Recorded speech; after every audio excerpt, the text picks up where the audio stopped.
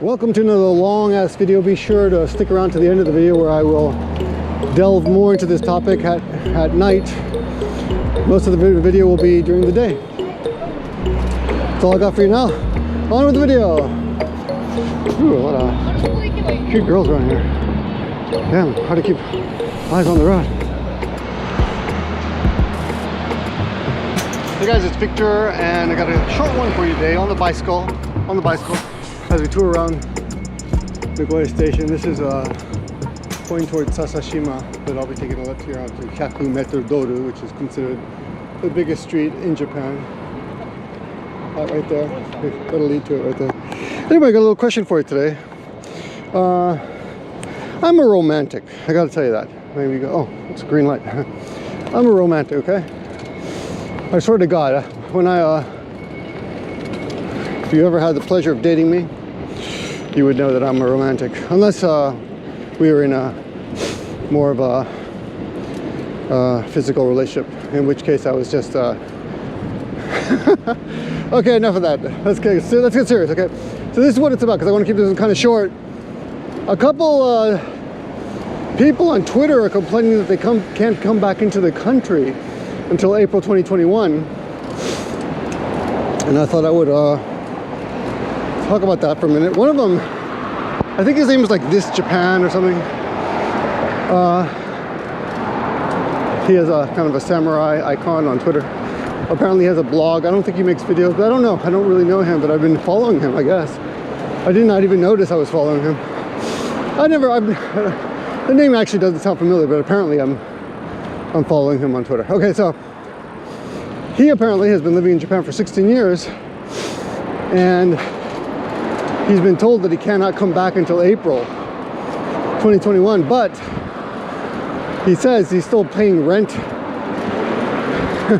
for his apartment in Tokyo, and the Japanese government won't even let him come back and pick up his stuff. He's only got like 7 days worth of clothing in the States. I think he went back for a funeral in May or something of this year for 1 week. That was the initial goal, just to stay 1 week for the funeral. I have been, this information is not, may not be accurate. But the point is this, I do know this, he's been here for 16 years and he can't come back now because of the corona thing. Of course, other people responded to him. He's pretty pissed off, of course. He's like, he wrote some comments like love can turn to hate. He's loved Japan, but now he's starting to hate Japan. And he said something about I think the way they deal with gaijin here. But he never said xenophobic, but of course other people are saying, oh, yeah, Japan is xenophobic. Yeah, well, I gotta tell you, it kind of is. Japan is a bit xenophobic. In the best possible way that you can be xenophobic. Which sounds really weird, right? But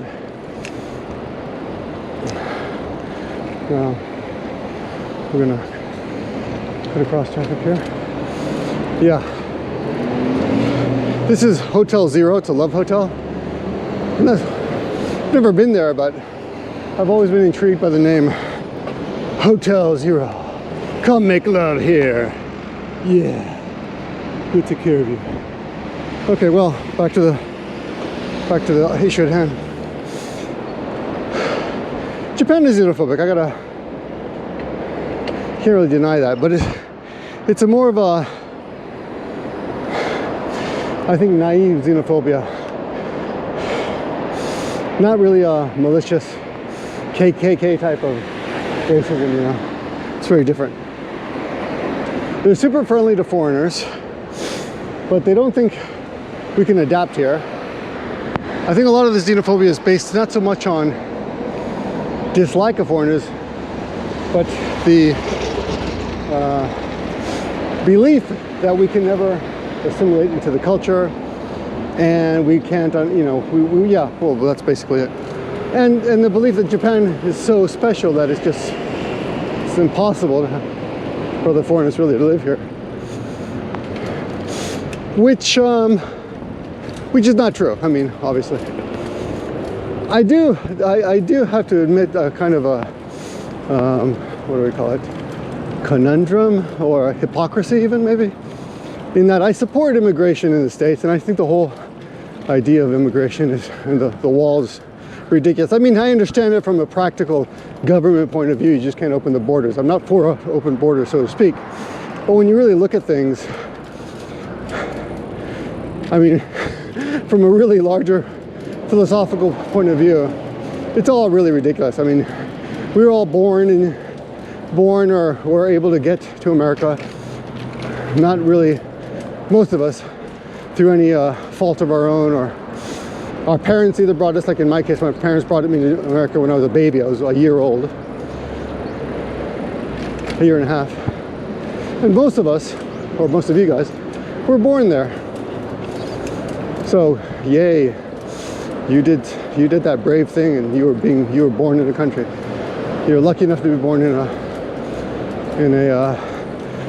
first advanced. Are we allowed to say first world country anymore? I don't think so. An advanced country. I don't know if America's first world anymore anyway. First world country with third world people in it. That's sort of sounding that. That's what it feels like more and more every day. Anyway, I mean, if you really think about borders in America, Mexico used to own it first, but before Mexico, well, when I say Mexico, I mean basically colonized Mexico, Spain. And then before that, the Aztecs, right? The Indians, right? And hell, if you think about it, who was there before them? I mean, this guy's smoking here. They took it from somebody, probably. They're probably other tribes and shit. Conquering happens. Conquering's part of life, unfortunately.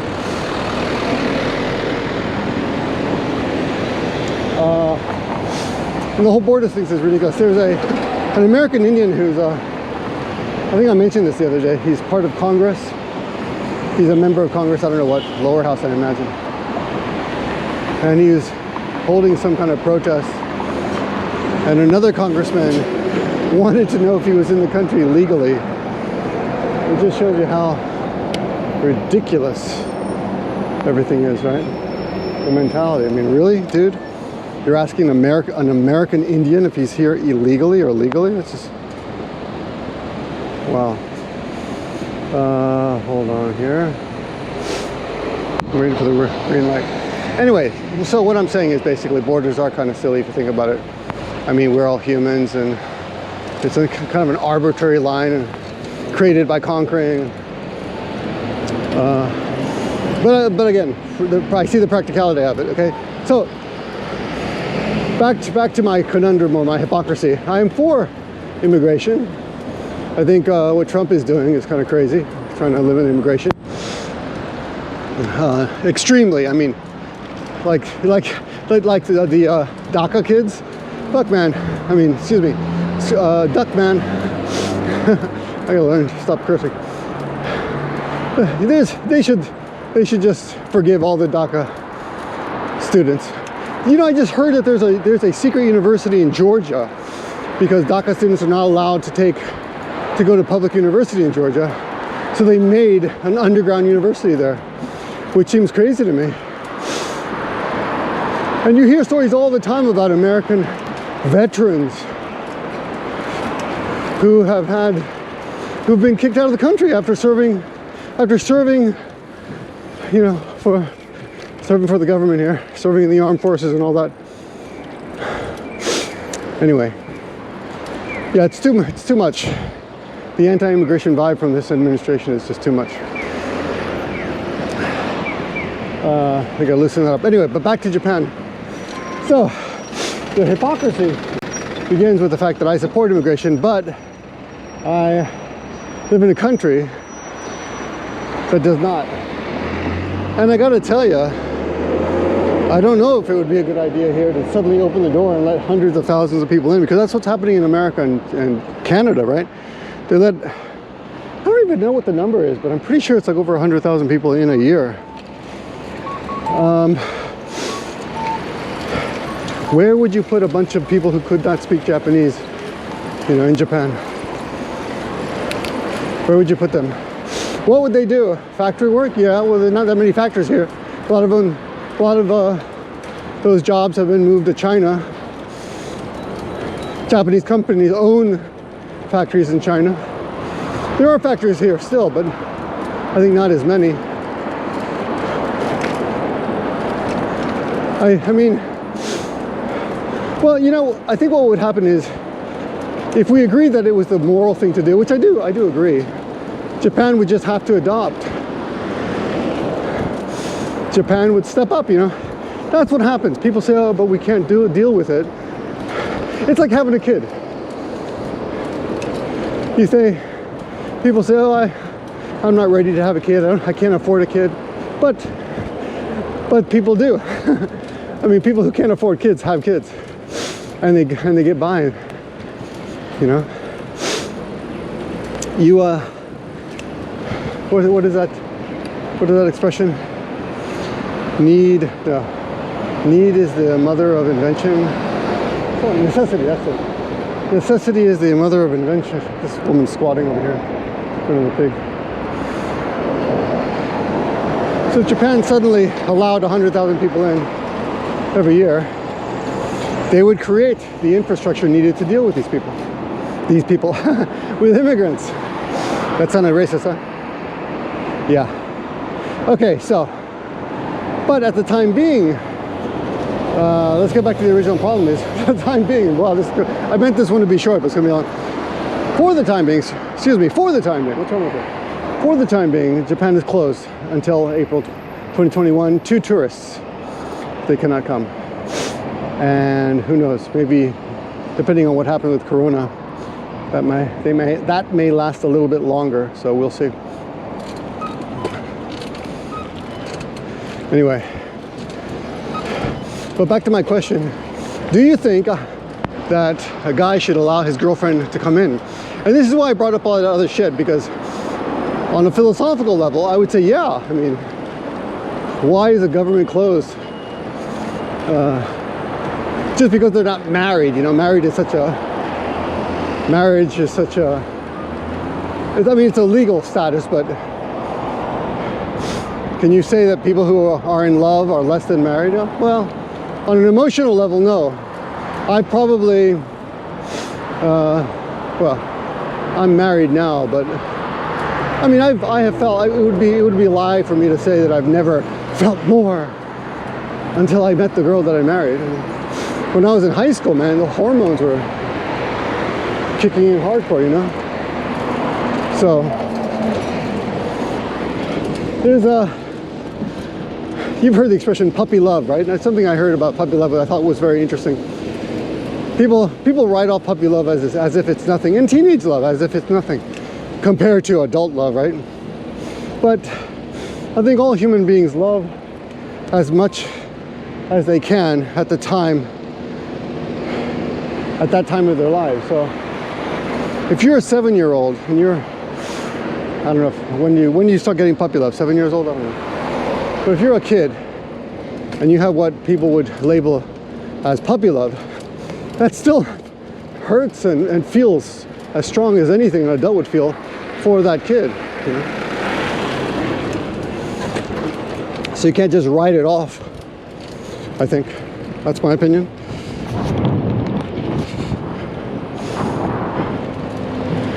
So love is love. So this guy wants to come back to Japan because he loves Japan. But there's another case of another guy. He's a black guy. He's pretty cool looking. Well, yeah, I saw a picture of him and his girlfriend. He has dreadlocks and he's tall, or maybe his girlfriend's really short. It's hard to tell. And he has not seen his girlfriend for 8 months, and he's pissed off. And he's calling this inhumane. And part of me thinks, no, dude, it's just the law. And you're not legally married, so Japan just can't validate or put a stamp. Okay, you know, what's it called? Stamp. Give you a visa or a entry stamp for anyone who claims to have a girlfriend or boyfriend here. I mean, that's you just can't do that, right? On the one side, and that's actually most of my opinion is that. But there's a little doubt in my head. I like to doubt myself. I like to think I like to have my mind changed. I like to think, oh, you know, maybe he's right. Because I went through the comments, and a lot of the people in the comments are like, oh yes, it's inhumane. You should be allowed to see your girlfriend. Another woman too. Yeah, I haven't seen my boyfriend for 7 months. And he lives outside. Oh, she's a US citizen and he's a European, I think. And Japan won't let them in. I got crows eating some food up there. So it's inhumane, but none of these people have a legal leg to stand on, I think is the expression, right? But, you know, from a psychological point of view, I can understand that it's painful, but, you know, maybe they should have gotten married. I don't know, what do you guys think? That's my question. What do you think? Being in love, is that enough reason to let someone, or to have a girlfriend or boyfriend, is that enough reason to let someone back into the country? You know, my gut reaction is no, and you guys are being silly, you know, being all outraged on Twitter and calling it inhumane. And it's not inhumane, it's just bad luck, man. I mean, it sucks. Look at these people cleaning up. That's part of Japan. Cleaning up. It sucks. It does suck. More cleaning up. Wow, they weed everything, man.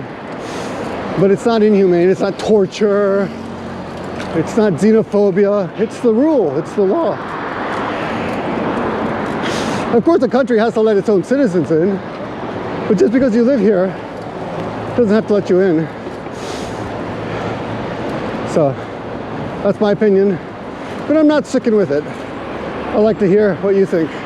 Does love trump legal marriage? Should the government allow people in just because they have a girlfriend, or they claim they have a girlfriend or boyfriend here? Oh, it's a red light. I'm gonna break it. Running the red light. I'm late. Okay, guys, that's all I got for you now. But do appreciate my mouth's not awake yet. I do appreciate you watching. I do appreciate the comments. Tell me what you think about love. And remember, I'm a super romantic. Man, I think love is great. But you know, I'll tell you one more thing about love. It's bullshit too. It's an idea created by Hollywood that all of us swallowed, hook, line, and sinker. But it still feels good. I don't know. I bought it. It was a big drug for me. Now I have a different love though. Family love. I gotta say it's probably, I won't say it's stronger, but it's different. But it's strong as hell. You never know what's gonna happen until you have kids. Yeah, right. Fucks with your mind, man. I could barely stand kids. Now I'm like, man, I love my son, I love my daughter. Of course I love my wife for giving them to me. And I hope she loves me for the same reason. Oh, look at that. Fight the power. Although I finished that video, I'm going to add a little extra information there. Let me see. This is a street behind my school. It's kind of on the seedy side of town. It's right on the edge of the seedy side of town. But anyway, I was talking to my student who's actually, I have a student who's European. That's all I'll say about him. And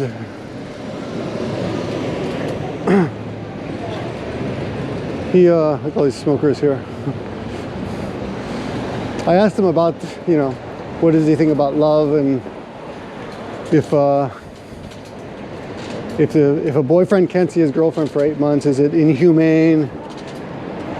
And he said, well, no, I mean, if they love each other so much, they should have gotten married. You know? So he is going back to Europe next month, but he has a working visa here. So he will be allowed back into the country after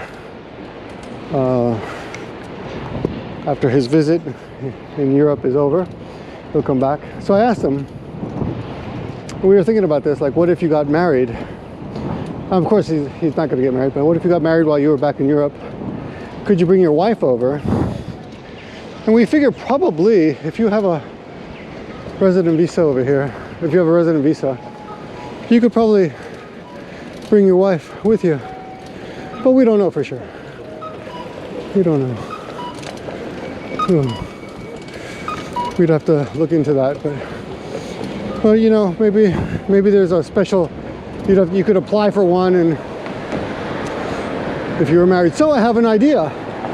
Those people complaining that they can't see their boyfriend or girlfriend, if they have a resident visa, they can leave Japan and come back.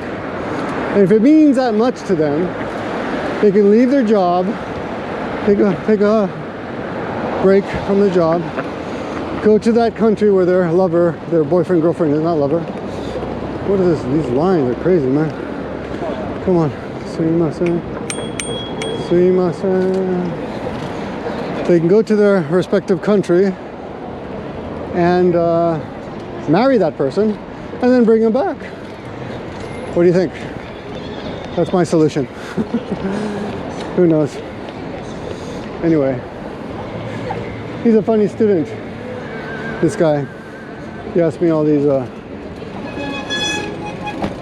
questions about Japanese and Japanese couples and whether they're sexually active after they get married and what it's like. And I told him all the statistics that I know, but that's another story. That's for another video. So let me look into that some more, and maybe we'll make a video on that next time. Anyway, that's all I got for you now. Thanks for sticking with me for this long ass video.